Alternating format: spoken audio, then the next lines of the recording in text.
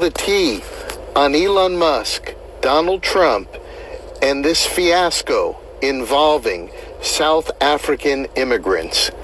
A lot of people don't know all the little history and moving pieces, and I'm going to try to tell you the story in 2 minutes.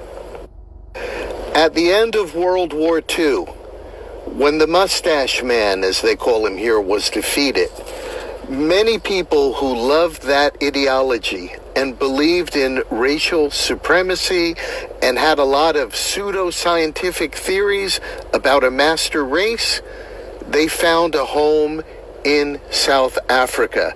There are streets named after German military leaders, and up till very recently, the Mustache Man's birthday was celebrated, and people would commonly give the salute.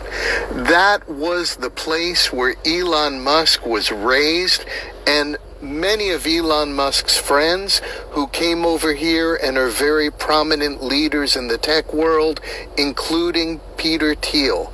Now, what happens is when all these white supremacists moved to South Africa, they took away citizenship from the black people of South Africa, the indigenous people, and they moved them into little ghettos called Bantustans, and they tried to pretend that they had little independent societies there in these overcrowded, under-resourced ghettos.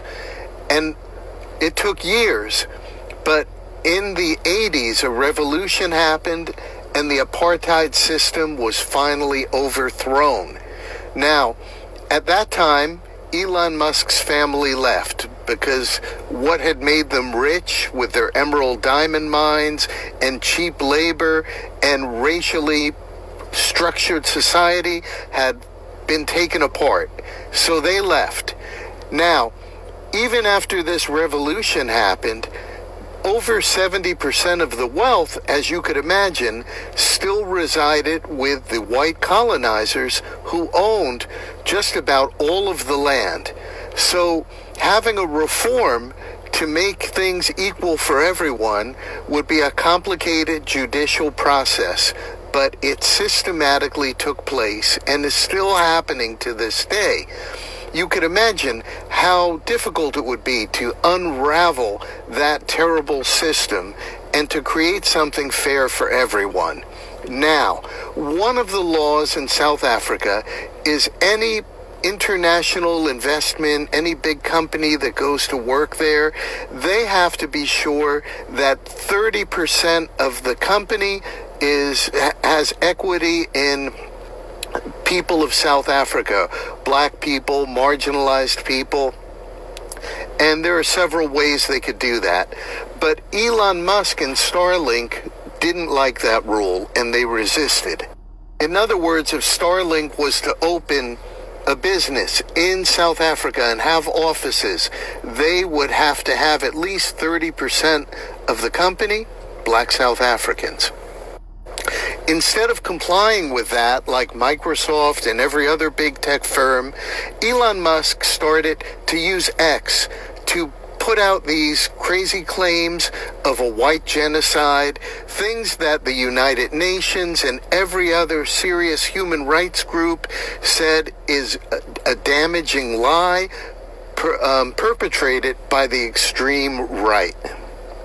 In reality, there's a lot of crime in South Africa, but it affects everyone in every race proportionally and is not instigated by the government over racial animosity. But Elon Musk and Donald Trump are sending that message to the world. All propaganda requires a victim. And if you want to build a system of white supremacy here in the United States or in South Africa, you need a victim.